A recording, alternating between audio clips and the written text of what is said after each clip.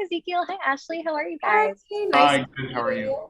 So nice to meet you too. So to start us off, I want to talk about Dylan and Riley because they're both incredibly unique characters. The series focuses on a group of teens who are going through some very interesting circumstances. Tell me a little about your characters to start and what they go through.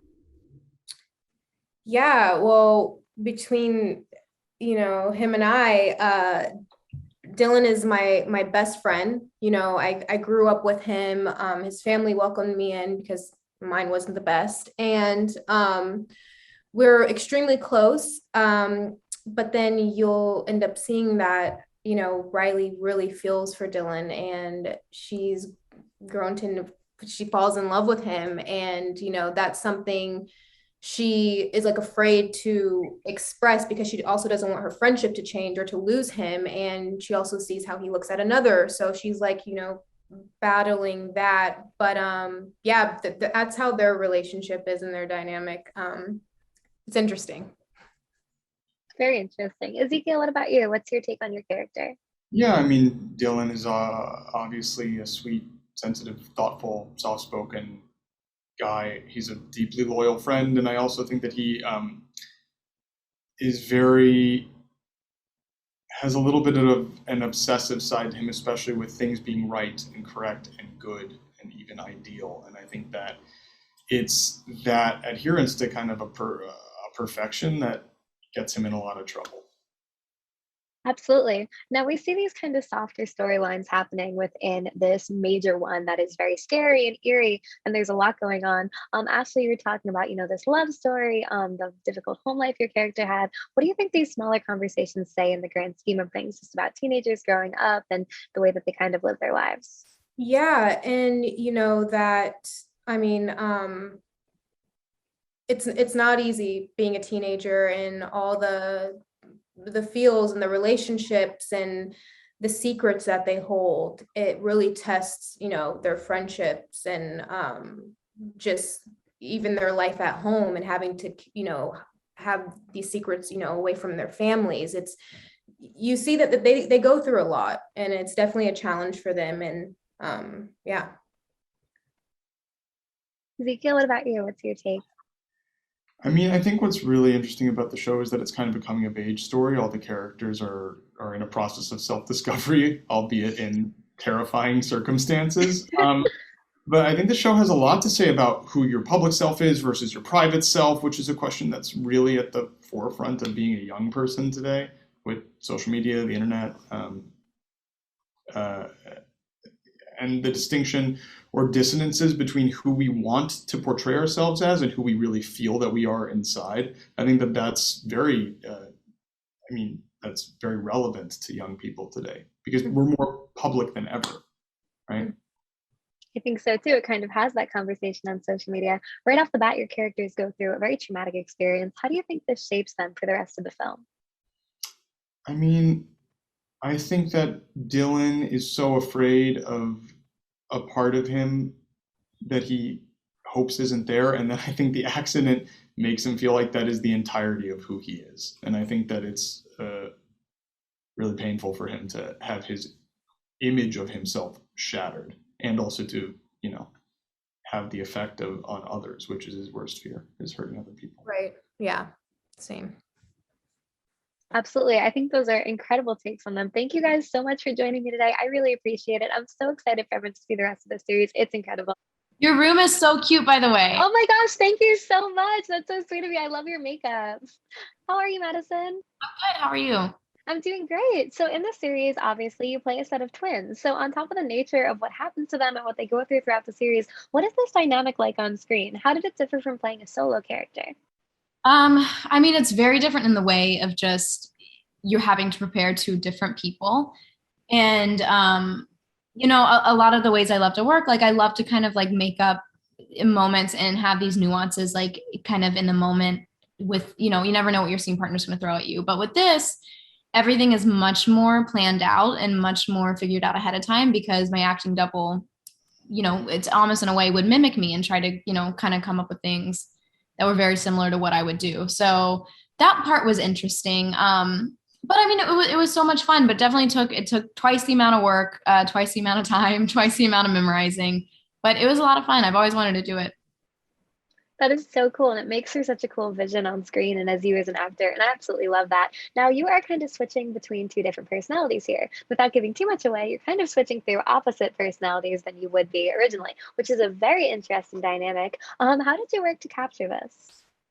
Just, I think for me, it was creating these two people outside of each other, but also in the same world. I wanted them, I wanted to feel as real as possible. And I didn't want them to feel like your stereotypical twins that you see all the time.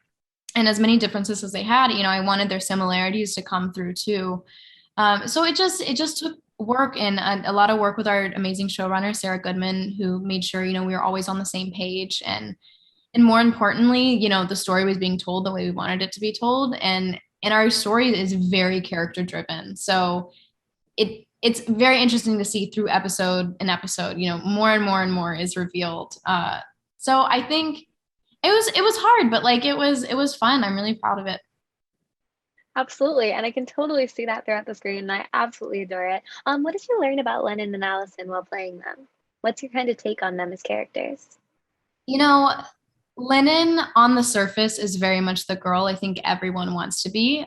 She definitely has her own darkness that she kind of keeps to herself. And the only time you really see that ever come out is when you see how she treats people, most importantly, her sister. And I think that's where her own personal baggage really starts to show. Where Allison is the complete opposite. She wears her pain on her sleeve and it's pretty much on display for everyone to see. And I think that's really one of the ways where you see how alike they actually are, even though in a room, one of them is much more outgoing. She's life of the party, and the other one is much more quiet. But they really do kind of share this same sadness and darkness that's kind of revealed throughout the show. Absolutely. How do you want viewers to see your characters? Is there a specific aspect of them that you think is very important that shines out? What message do you want to be taken from them? I want people to not do things the way they do things because they make very bad decisions. But I think more than anything, they're real people and they experience a lot of things people today experience and it's okay to feel those things and to reach out and ask for help. And so hopefully no one ends up in a situation like they do. But at the end of the day, they're real people who experience real things. Hi, Sarah. How are you? Good. How are you, Sydney? I'm doing great. I love your room. Thank you so much. I was saying I live in such a small place. I wanted to customize it. But now, I'm sure you've heard this a lot, but in all my years of doing this series was truly unlike anything I've ever seen before. It's so unique. I first wanted to ask, what was the process like in adapting this novel for the screen? I think I think I've probably said this a couple times, which is the novel was so much of its time, of the 70s, and the movie was so much of its time. And so I kind of just took this premise and really built new characters and set it in the world we live in now. And I think that it opened a lot of doors that weren't in either of the previous incarnations, to have it on a streaming service, to have 8 episodes to do it in, to have social media, to have technology, and to be able to explore, the characters and their identities and all the rest of it.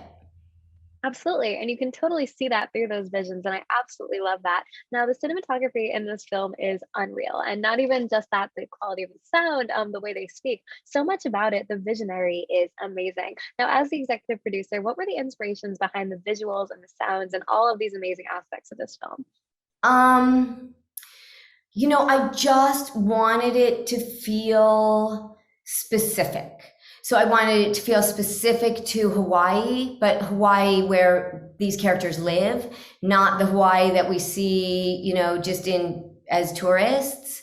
I felt like cinematography wise, the same kind of thing. I really wanted it to balance the dark and the light, the daytime sunshine versus that nighttime where things are hidden.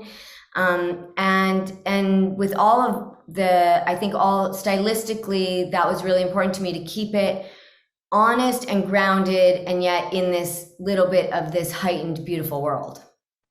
I absolutely love that. And I just love the contrast of what we're seeing on screen versus what we know is going on. That I just was so amazed at. Now there's so many twists and turns in this series. It's truly such an edge of your seat experience, which I very much love. What are you most looking forward to for viewers to see? What do you want them to take away? I want them to be surprised, which I hope they are. I want them to be surprised, of course, by who did it and who's after them. But I also want them to be surprised by the characters. I want them to be surprised by how invested they get. I want them to be surprised by the other secrets, and that in a genre show that they have like deep and layered characters that are surprising and feel real, and that they just get totally obsessed with it. That's what I want. I want everyone to be obsessed. I absolutely think they will be. Now, you talked about building new characters. Aside from this, what about the novel is different from your series? Well, in the I can't. I'm trying. I don't want to do a. I'm trying to think of how to say it without doing a spoiler. But the characters are very different, and the premise is really the same, and but what the characters go through psychologically, I think, while it's all driven by guilt, while it's all trying to figure out what the right thing to do was and make up for that or escape from a killer, I think they all act out on their pain in very different ways. I would absolutely agree. Sarah, thank you so much for joining me today. Thank you, Sydney. Have a great rest of your day. Hey. Thank you. I love Oh your my God, I love room. your hair. Thank you so much. I love your hair. You guys both have amazing hair. Oh, Now, I envy his hair. Hers is oh my God, better. it's I don't know yours what is she's talking beautiful. about. I love like the bangs. It looks so good.